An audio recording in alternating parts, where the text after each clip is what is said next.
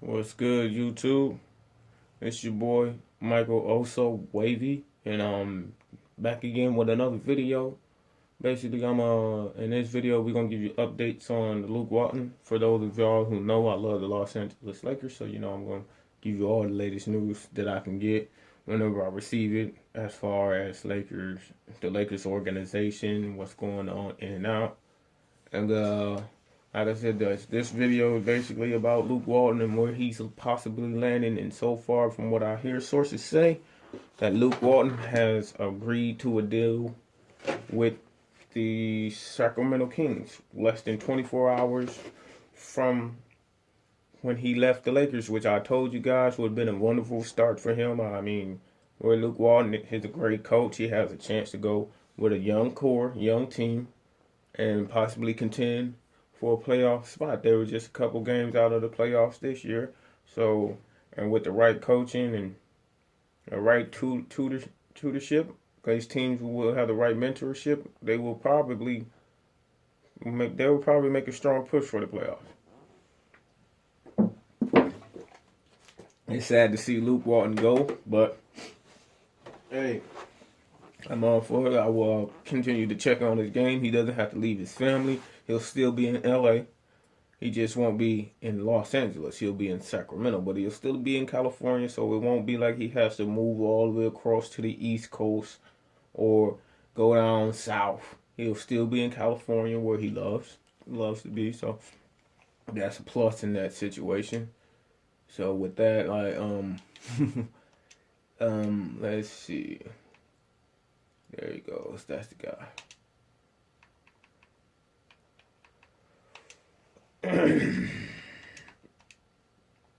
Yeah.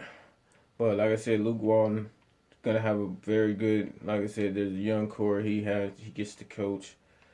Uh, I really don't know who's all on the Kings, but at the same time, I do know that Luke Walton in that system will be good. But I know there's Darren Fox over there. I know there's Buddy Hield. I know he's over there.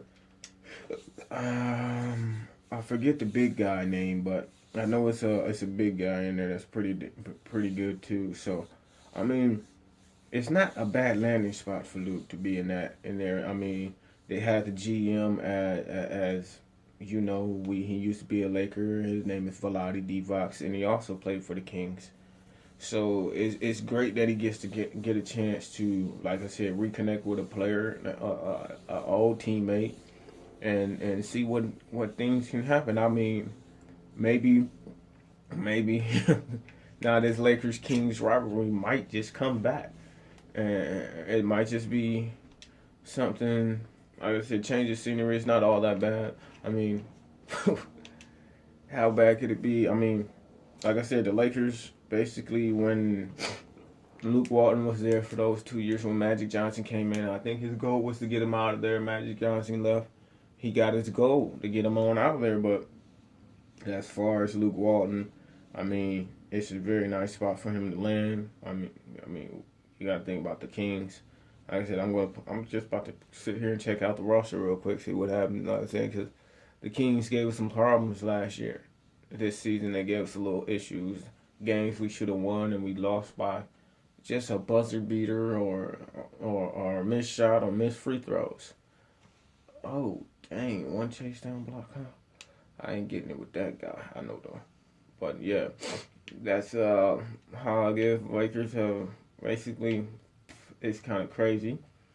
That's how that works. But yeah, see, like I said, I'm gonna check out some things. Like I said, as far as the Sacramento Kings. Because this is the updated roster, Sacramento Kings roster. Yeah, and then we're gonna talk about the playoffs in a video coming up soon. So I'm gonna basically, like I said, you got Buddy Hill, Darren Fox, Marvin Bagley. You know what I'm saying? Willie Cauley Stein. I don't think Zebo is gonna be there next season, but they have a very nice team here. Very nice. I mean, that's a very nice team there. So with the right coach and like I said, the right mentorship. This young core right here, as in Darren Fox, Marvin Bagley, Willie Cauley-Stein, they will go far. They will go really far. I mean, if you just keep them together, it's going to be a force to be reckoned with. They were like almost a force to be reckoned with right about now, but that's not my. Alright.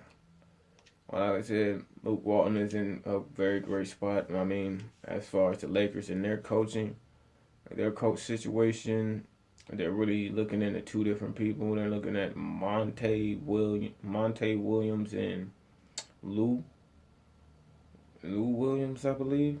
That's the two guys. They're looking at. I wish they'd look at Mark Jackson. I wish they'd look at his way, because that will be great if they look at his way, because he's the guy who was responsible for drafting Stephen Curry, Draymond Green, and Klay Thompson, putting them all together and molding them up. I mean, he was with Stephen Curry when Stephen Curry had no one but himself, and then when they got Klay Thompson and Draymond Green, it really started to come together, and they won championships after that. But it wasn't because they let him go when they felt like the Warriors he wasn't gonna be the coach that they wanted him to be. But I believe Mark Jackson that was unfair for them to do that to him and whatnot. But it is what it is. He became an NBA analyst and an ESPN and anchor, where he could just speak on the games and commentate on the games as far as what he felt about it. And they ask him all the time about how he felt about coaching and what did it mean and how much he loves the Golden State Warriors. And Mark Jackson loves the Warriors. I mean, he was a great point guard, and I believe if you put him in the Lakers, with the Lakers young core, I believe he will get the most out of those young guys than any coach that they're looking into. I believe he will get the most out of them. He will get the most out of them because, one, he played the game, know how to control the offense and everything, and two, he's not gonna go in there demanding respect. It's just people respect Mark Jackson because of the high game IQ that he has. I mean, Luke Walton has some high IQ, but as far as a coach, he just wasn't that guy. So they just didn't believe. I guess from what we're seeing, Luke Walton requested to step down. They didn't technically fire him. He just basically asked to part ways, and you know how the media is going to take it. Oh well, Lakers had fired Luke Walton and all that. No, that's not what happened with Luke. Luke requested that they go separate ways. It was like, I mean, what was going on? If Luke would have stayed, it would have been like a bad vibe in there because he knew that they wanted him out. Rob Pelinka wanted him out. So instead of staying in an uncomfortable situation and getting bad vibes everywhere, he decided to leave. Which any guy would do, like I'm saying, any guy would do that, because I'm not going to be in a hostile environment when you're over here planning a hostile takeover. You're planning my demise, so I'm going to just stand here and just know. I'll get out, I'll go somewhere else, and I believe when this happens, what's going to happen, I believe, he's going to make the guys regret not having him as the head coach. He's going to make the Sacramento Kings that much better with his coaching style. I mean, he might even be able to implement the Golden State Warriors type of style of gameplay with the Sacramento Kings. I mean, because you got a nice three-point shooter in Buddy Hield. I mean, Darren Fox has shown three-point shooting capabilities, but he's pretty freaking fast and can break. Oh man, he was giving Lonzo Ball some issues whenever they matched up against each other. So I mean, it's probably gonna be. I mean, it's gonna turn out for Luke, and as you can see, great guy, Luke, right there. You know what I'm saying? Great guy, love that guy.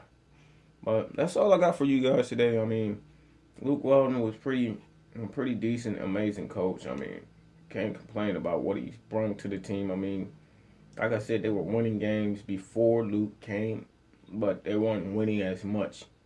We were on a downward spiral with Byron Scott.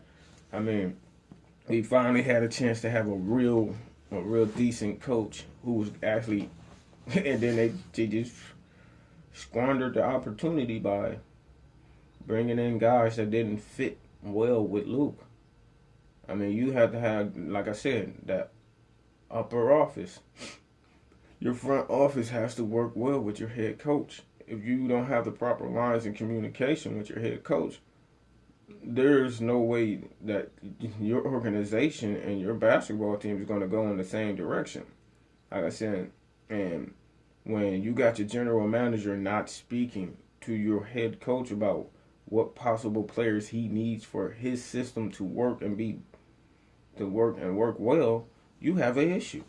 Because now your general manager is just going after there picking up players that he wants, and he's just throwing them in your system, which really doesn't work. As you can see, open case in point: LeBron James, JaVale McGee, Rajon Rondo, Lance Stevenson, Michael Beasley.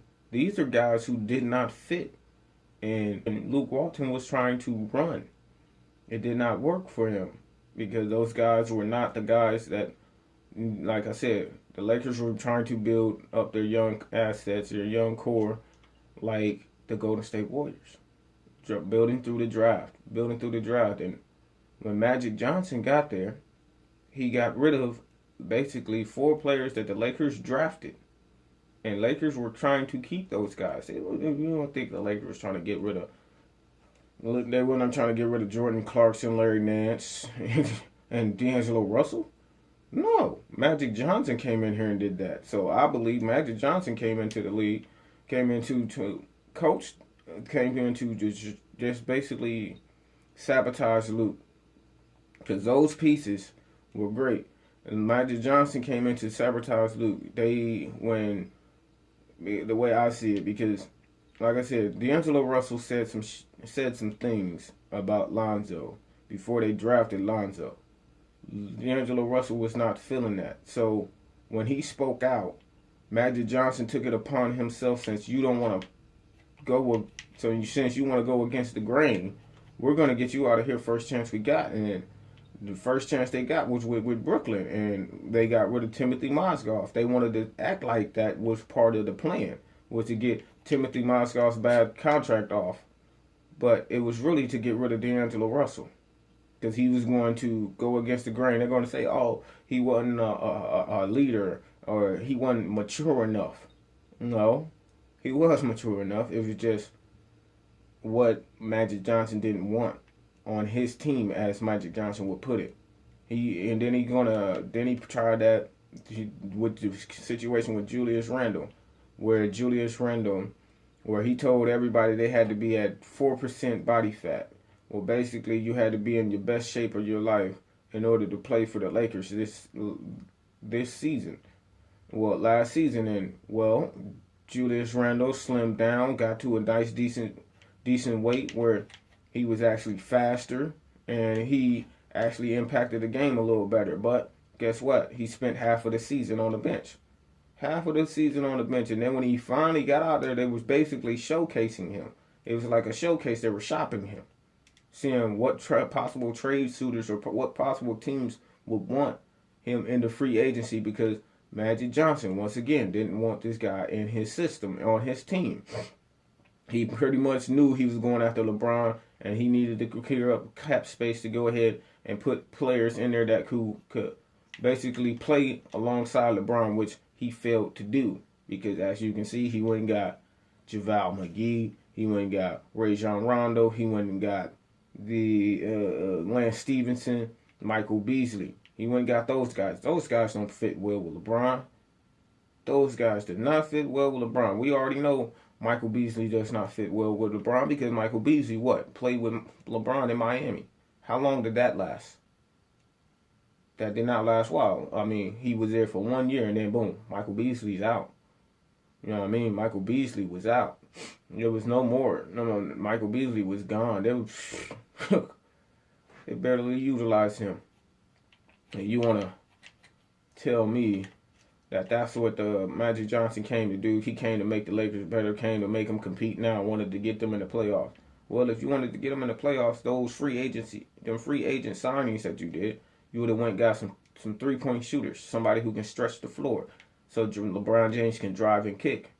You want to trade away all your young assets to get one player and a few bad contracts. No.